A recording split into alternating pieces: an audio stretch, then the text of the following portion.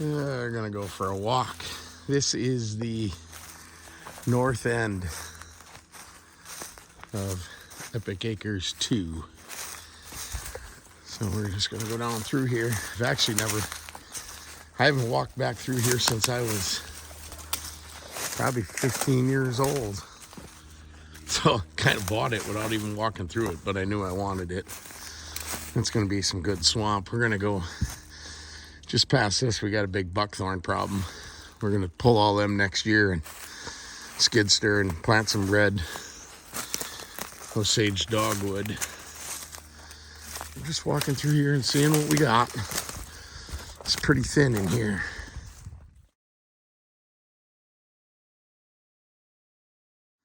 All right, you see we get a pretty good transition. Right up in there is the oaks, and it comes down into this low ground here.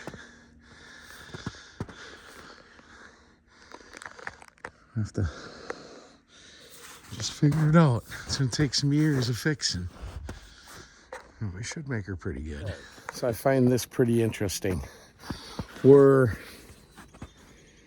quite a ways away. Over there is Epic Acres. A lot of food, everything. And then this is Epic Acres 2. And we're clear to so Epic Acres 1 is to the east of us here. Epic Acres 2, we're on the far west end of it. And all of a sudden, I'm seeing a lot more deer trails, a lot more beds. So I find that surprising. I thought that I would have more closer to Epic Acres, but I find that interesting. Got some nice trees in here. I had some work to do, but we might be able to figure something out here. All right, this is the very far west side of my property, and I come across this little choke cherry crabapple tree. You don't quite know what it is. Looks like a crabapple, but frickin' look at the tracks. Whatever this is, I'm gonna find more and plant them, because this is like a magnet. That's crazy.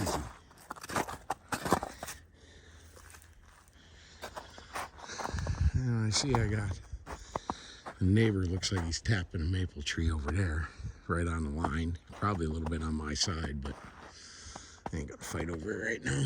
But yeah, look at this. All right, we're probably in the middle of the far west side of Epic Acres 2. You can see we got thicker, taller tree growth there. Here in the middle is where I got the buckthorn problem. Back when I was younger, we used to burn this off. The fire department did. We'd burn it off and keep it under control. So next winter, our goal is to go in there and we're gonna take out them buckthorn clumps and really try to clean this up and plant some more native browse in there for the deer. I also own 3 acres right here on the other side of this road. Same problem, nothing but buckthorn. This runs pretty much, goes all the way there, cuts back a little bit and goes all the way, runs all the way across Epic Acres 2. Like I said, back in the day, they used to take care of this. That's why your basements are flooded in Village of Wild Rose, because you let all this shit grow up. We don't burn it off anymore. They don't keep this dredged out to keep the water flowing. You can see the watersheds from town comes down through this ditch right here and through here and crosses through the culvert. This used to carry the water away from town, but we don't take care of shit anymore, and the DNR doesn't allow you to really take care of shit anymore, and that's what you end up with. Shit. And every basement in town's flooded. So hopefully I can get in here, work with the people that I pretty much hate the most, the DNR, see what we can do about cleaning this up. As you get down in here, absolutely zero. There's that drainage ditch. This is actually zero good for the deer. You just got all this friggin' buckthorn, all this shit in here. This is the stuff where maybe I'm gonna come in here and plant some willows and stuff like that to try to get some browse and try to just make this way better.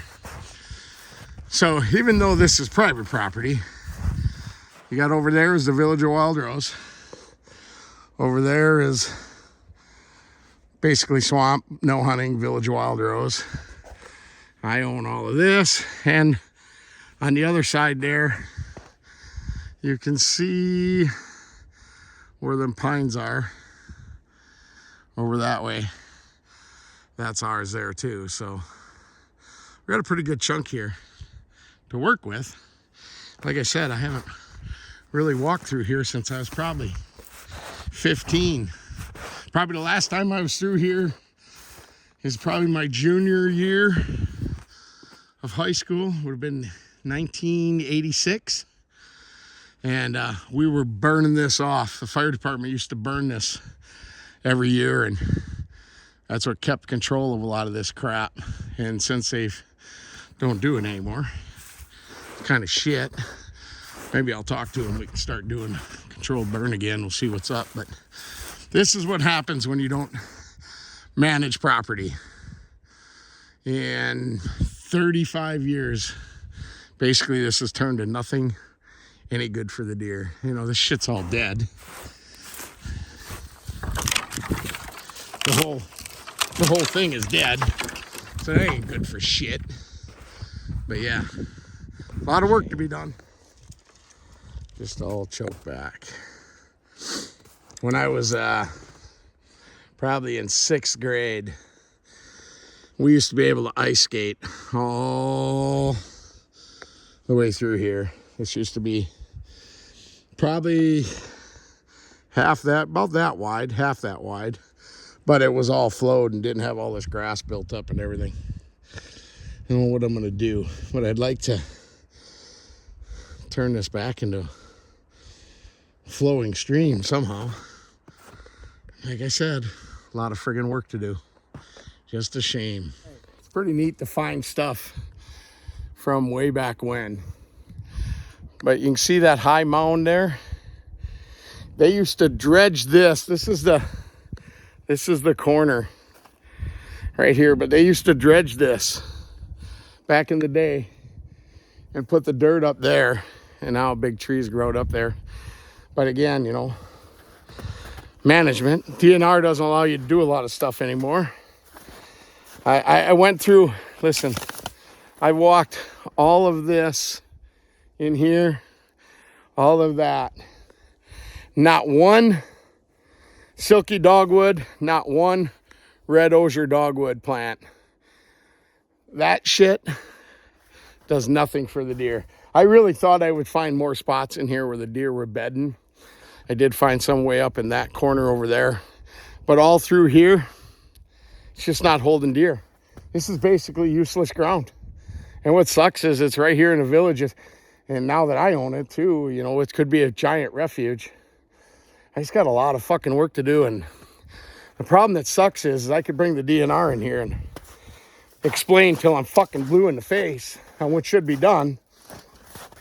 But, you know, again, bureaucrats sitting behind a desk with a college fucking degree just will never probably see it my way. We'll see. I'm really going to try to get them involved and do some shit, because if I do it on my own, every Tom, Dick, and Harry and cocksucker in the world that hates me just calls the DNR and starts a bunch of shit on me. Here's another spot. I've walked up on this mound here. This is all dug up from, there used to be a little pond there. I remember it being twice that big and pretty deep. I don't remember what the purpose was of that pond, but it was here. Yeah, it just sucks. Let me give you an overview here. Pond I was just telling you about. There's that high piece of ground. And we got the drainage ditch comes down and around. It doesn't even have a name. It just was always a ditch there. It was always dug deep. Like I said, they maintained it. They burned it. This was all marsh. Red osier dogwood, silky dogwood, but it would only probably get 2 foot tall. This held so many deer back in the day. And now it's like Out of the 35 acres, 25 of it is shit. Doesn't do a fucking thing for the deer or the habitat. So hopefully I can change all that. Let's keep looking around. Well, I stand corrected. It houses 2 geese. So the DNR is managed in the lack of, not only the DNR, I can't blame it on DNR, past owners, people don't care, but we have let this go to the point that it houses 2 geese. Crazy. All right, here we're getting back to the southern end where we got the big oaks and all that. Got some pines growing up in there. Right over there is the kill plot. Yeah, that's pretty much the tour. The last couple of owners did manage to keep some trails going through here, somewhat. So they got somewhat of a trail starting to get kind of overgrown there a little bit.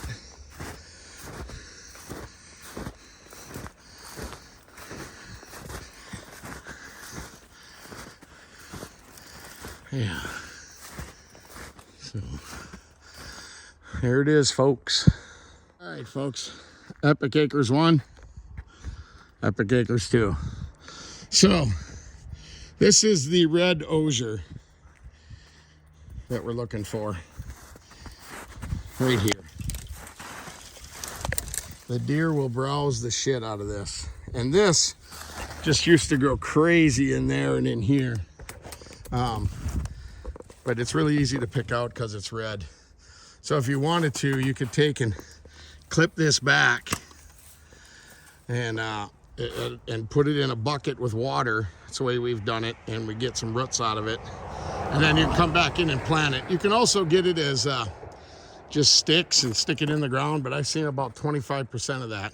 So we've grown a bunch of this way down in there. I got a pocket in the swamp. It's doing really, really well. And then kind of my pride and joy that I've been watching, it really pisses me off because some son of a bitch decided to come and cut some. This right here is the silky dogwood. This is the only plant, or the only spot of silky dogwood that I know of in all of this and all of that.